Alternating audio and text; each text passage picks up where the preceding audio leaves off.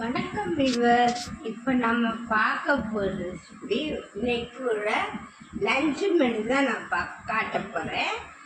அது என்னென்ன செய்கிறேன்னு பார்க்கலாம்.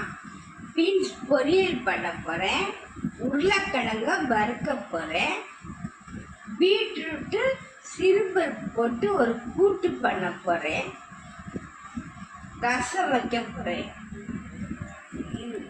இதெல்லாம் நறுக்கிட்டு உங்ககிட்ட காட்டுறேங்க. இப்போ ஒரு 50 பாசி பருப்பு எடுத்து கழுவி வச்சிருக்கேன். அதில் நம்ம நறுக்கி வச்ச பீட்ரூட்டை போடணும்.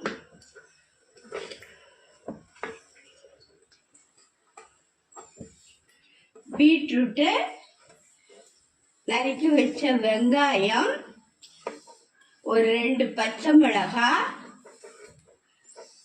ஒரே ஒரு தக்காளி, இது போட்டு கொஞ்சம் மஞ்சள் தூளும் மிளகாத்தூளும் கொஞ்சமாக போடணும். ஏன்னா பச்சை மிளகாய் போட்டிருக்கனால கொஞ்சமாக போதும். கொஞ்சம் உப்பும் போட்டு தண்ணி ஊற்றி வேக வைக்கணுங்க. குக்கரில் போட்டு வேண்டியதான்.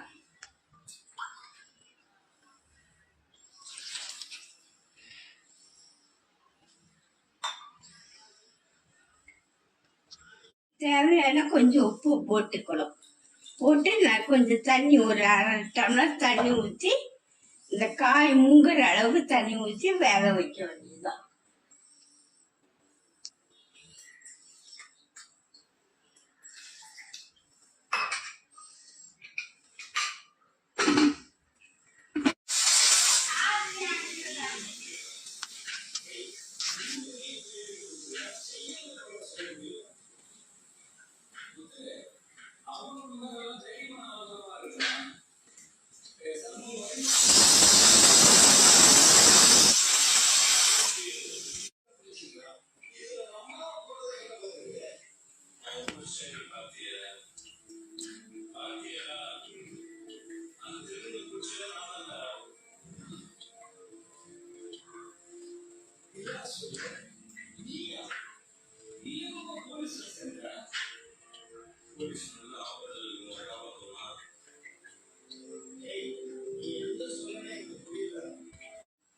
பாருங்க, நல்லா வெந்துச்சு.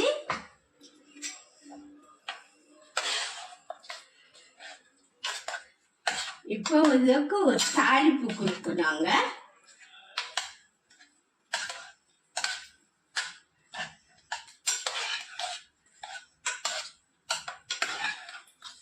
அடுப்புல வச்சு கொஞ்சம் கொதிக்க வைக்கிறேன். தாளிப்பு ஒன்று கொடுக்கணும். இப்போ நம்ம கொஞ்சம் தேங்காய் அரைச்சி அதில் ஊற்றிடணுங்க. தேங்காய் விருப்பம் இருந்தால் போட்டுக்கலாம்.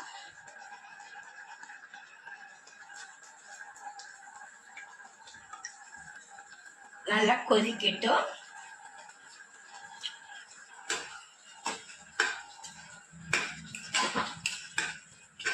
இது சோசில் போட்டே பெருசி சாப்பிட்டுலாம். இப்போ இதுக்கு ஒரு தாளிப்பு கொடுக்கலாங்க. எண்ணெய் காஞ்சிச்சு. இப்போ நம்ம கொஞ்சம் பூண்டு இருக்கு, அதை எடுத்து போட்டுக்கிறேன்.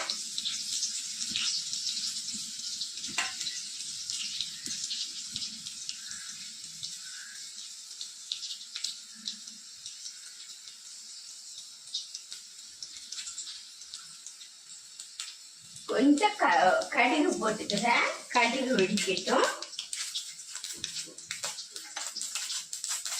ஒரு காஞ்ச மிளகாய் போட்டுக்கிறேன்.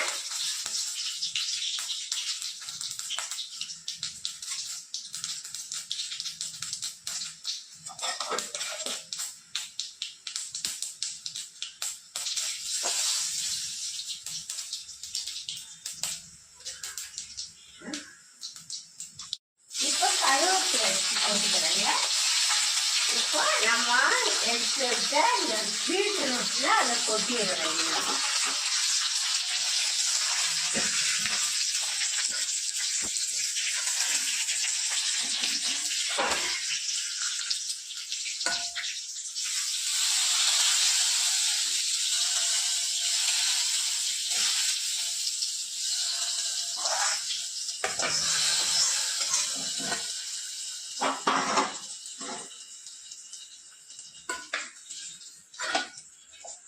பீட்ரூட் கூட்டு ரெடி.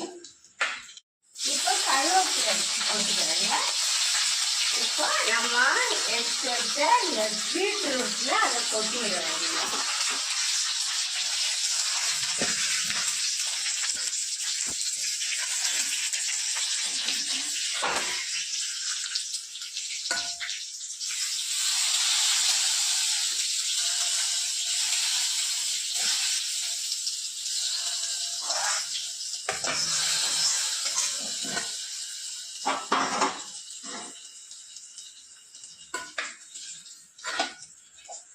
பீட்ரூட் கூட்டு ரெடி.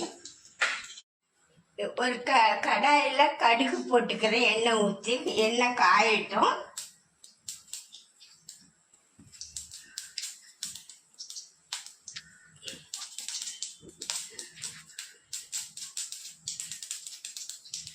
கடுகு வெடிச்சிச்சு.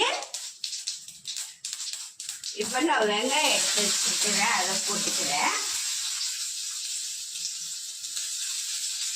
கொஞ்சம் கருவேப்பிலை போட்டுக்கிறேன். நம்ம எடுத்து வச்ச பீன்ஸ், நறுக்கி வச்ச பீன்ஸ்,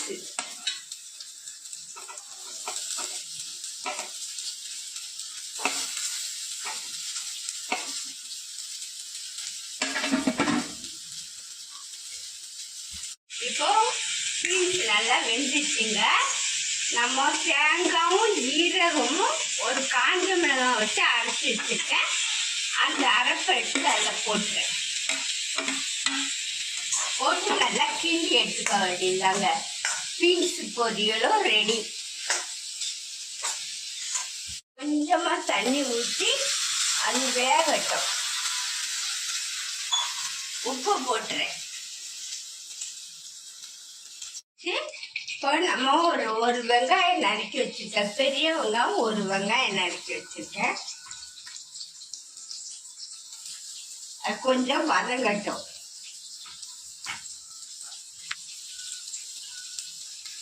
பாருங்க, ரசமும் வச்சுட்டேன். இப்போ அடுத்து உருளைக்கிழங்கு வறுக்கணுங்க. பாதி வதங்கிட்டீங்க. இப்போ இந்த வெங்காயம் தக்காளி எடுத்து போட்டுக்கணும். தக்காளி எடுத்து போட்டு கொஞ்சம் கருவேப்பிலையும் போட்டுக்கிறேன். அதுக்கு தகுந்த கொஞ்சம் உப்பு போட்டுக்கிறேன். சீக்கிரம் வேகும். கொஞ்சம் இஞ்சி பூண்டு பேஸ்ட் போட்டுக்கிறேன். போட்டு கொஞ்சம் மிளகாத்தூள் போட்டு நல்லா கிளறி விடுவோம். கொஞ்சம் எண்ணெய் ஊற்றிப்போம். கொஞ்சமாக தண்ணி ஊற்றிக்கணும். ஏன்னா அந்த அடி பிடிக்க கூடாதுன்னு.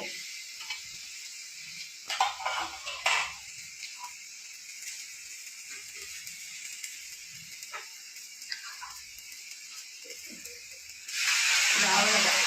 நிறைய எல்லாம் ஊற்றக்கூடாது. நல்லா அந்த பச்சை வாசனை போட்டு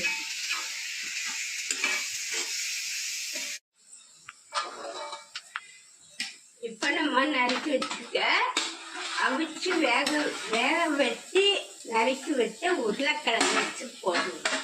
போட்டு நல்லா கிண்டிக்கணும்.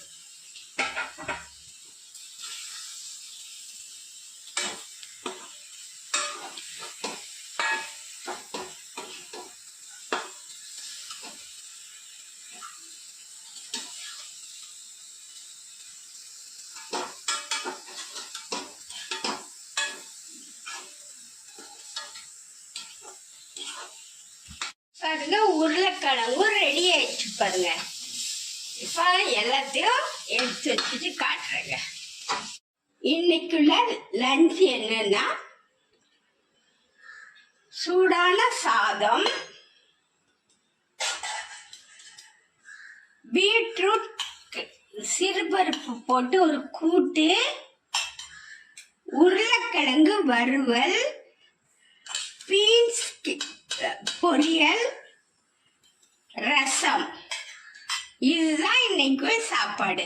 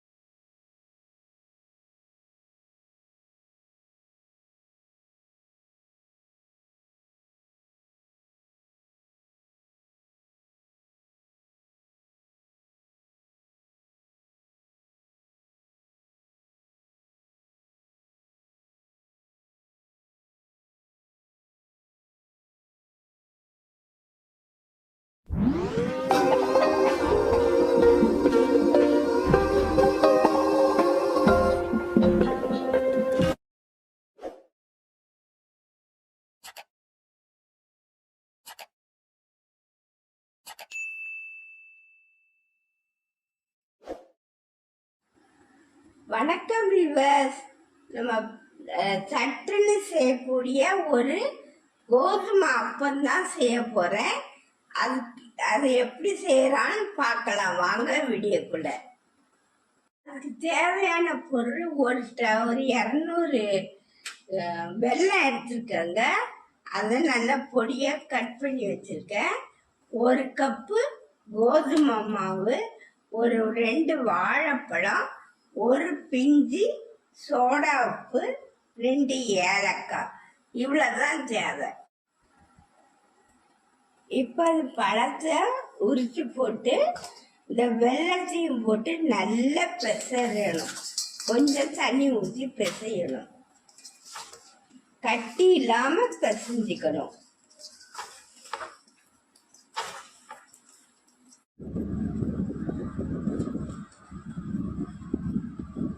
வெல்லத்தையும் பழத்தையும் போட்டு ஒரு மிக்ஸி ஜாரில் போட்டு ஒரு அடி அடித்து எடுத்துட்டு வந்திருக்குங்க. அதை எடுத்து ஊற்றிக்கணும். நல்லா கரையணும். அதனால தான் மிக்சியில் போட்டு அரைச்சிட்டேன்.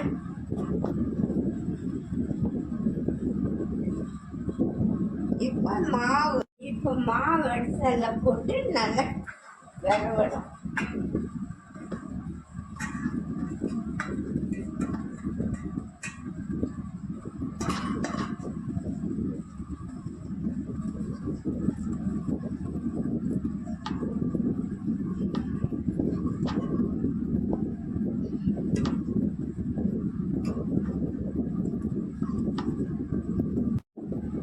கொஞ்சமாக தண்ணி தெளிச்சு, ஏன்னா நிறைய தண்ணி ஏறக்கூடாது, தெளிச்சு கொஞ்சம் கலக்கணும். கொஞ்சம் இலகின பதமாக இருக்கணும்.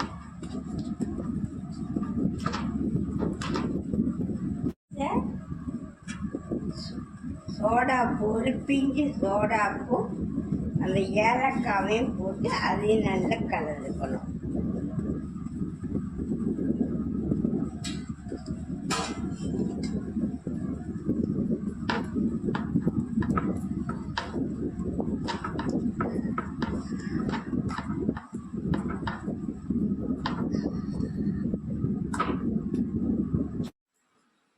பாருங்க, எண்ணெயை காய வச்சாச்சு. இப்படி எடுத்து கிள்ளி போட்டுக்கணும்.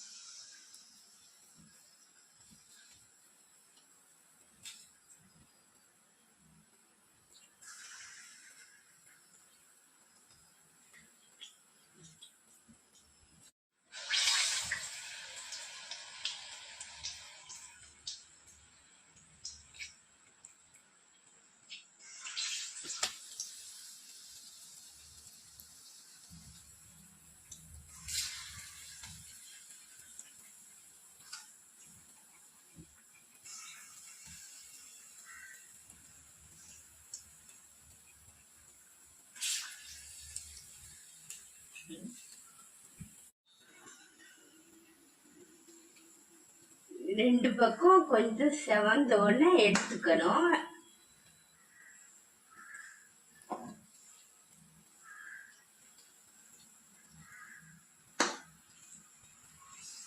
ஈஸியான டேஸ்டான ஒரு அப்பம் திடீர்னு செஞ்சுக்கலாம். கோதுமை மாவு வெள்ளம் இருந்தாலே போரும்.